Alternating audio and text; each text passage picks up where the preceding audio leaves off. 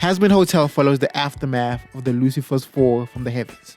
Heaven is scared of the growing numbers of the demons in hell, and their answer to this population problem is to show up every year with an army of angels and cleanse hell. Not going to lie, that's a sick plot. We see Lucifer's daughter take center stage as she tries to save the lost souls of hell, not through war, but by establishing what she calls the Hazbin Hotel. So I'm happy we got this opportunity to meet. There's a project I've been working on that I really want to talk to you about. A hotel that aims to serve as a pseudo-rehabilitation center for wayward demon souls. And I'll be honest, I find this take so refreshing. It transformed the whole heaven versus hell bit to be less about good versus evil and more about a story of redemption. It challenges the concepts of angels and demons being these etched in stone representations of good and evil, and leans heavily on how grey this area can be. Demons can learn to be good, and angels can commit the most heinous of acts. No more is this prevalent than in our main character. She's the literal daughter of the devil, but all you see is a kind lady who is fighting to keep her people alive. If we rehab these sinners and cleanse all their souls at my Hazbin Hotel. A person who would be justified in leading an army against heaven, but instead chooses the path with the least bloodshed for both parties. Serving as a contrast to this is Adam, the first human. He shows up as an angel tasked with leading the extermination of demons. Someone who is supposed to serve as a beacon for purity, but is portrayed as a murder-obsessed gooner who is frankly a dickhead. Call me Dickmaster. For the first episode, I am locked in. And I love that the story doesn't just lean on these two. Through most of the show, the other characters show us how grey these concepts can be. We witness a murder-hungry snake seek forgiveness and transformation. A porn star spider realizes they can be saved and starts taking care of other people. Angels that question if what they are doing is the right thing, and what should be the most terrifying villains show some good behavior. This is a beautiful exploration of themes. Take the theme of hope as an example. It's one thing to say demons are terrible. It's a totally different story to say they are terrible because they have given up on themselves and sinning is the only thing that makes this miserable existence worth it.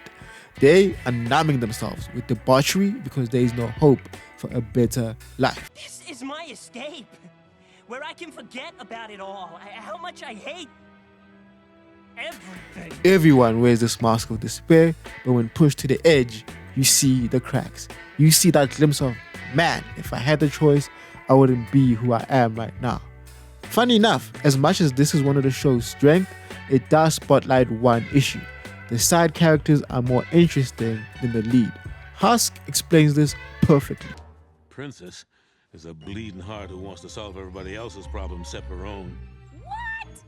She pushes everyone to the front so much that you don't spend enough time with her. Every time we're about to explore what makes her interesting, we swiftly move on to the next. She's the main character, but Alistair is probably more interesting. Serpentress has a mini redemption arc that is beautiful and more interesting than her. And Angel has a more satisfying character development arc. I just hope in the next season they flesh her out more. She is so prime for greatness. Speaking of characters, I love the designs. The demons look like a crossbreed between humans and animals, which plays into the stereotype of demons' visual appearance. I don't think you could ever go wrong with that. Also, everyone is dressed like that in the 1800s. I may 100% be reaching here, but it does feel like a comment on how ancient these demons are, or that the extermination every year slows down their progress. I don't know, I just like it. Everyone is dressed like they would be in a Broadway show, and I feel like the demons in this show are more theatrical anyway. It's more fitting, more interesting. I am a fan of what they do with the angels as well. I would have been really disappointed if they just went with humans with wings, but they actually make an attempt to create biblically accurate angels. The type of shit that would look at you and say, be not afraid. They have a demon who is a flat screen TV, and it just works. Everyone design suits their personality so well. This is chef's kiss. The story is accompanied by animation that doesn't leave you disappointed as well. The way they play with lighting and color to contrast different worlds and different emotions is expertly handled, drawing you into every scene more and more and more. The movements feel fluid, and every action has weight to it. The animation just doesn't deliver emotion, it delivers emotion. Oh, brother, this guy stinks! The show isn't without its drawbacks though. The show has moments where it leans on musical numbers to convey the emotions of the characters, but honestly, these performances leave a lot to be desired. Most of these are pretty forgettable, and half the time feel like they are distracting from the story, which is disappointing because they had a voice cast overhaul and wanted to introduce people who could sing. I'm not saying the new cast is bad, they do fine renditions of the old cast. I just don't like the singing. I don't think it elevates the scenes. Also, the show is extremely horny and vulgar. I get it, right? This is hell and we're dealing with damn souls. However, in the case of Hazbin Hotel, it can sometimes feel like the main reason for these insertions is less to drive that point home and more about saying, hey guys, I'm a cartoon, but I am made for adults.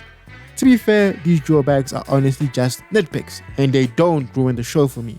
I think the season does a good job of introducing you to this world, creating attachments to certain characters, and setting up the next season.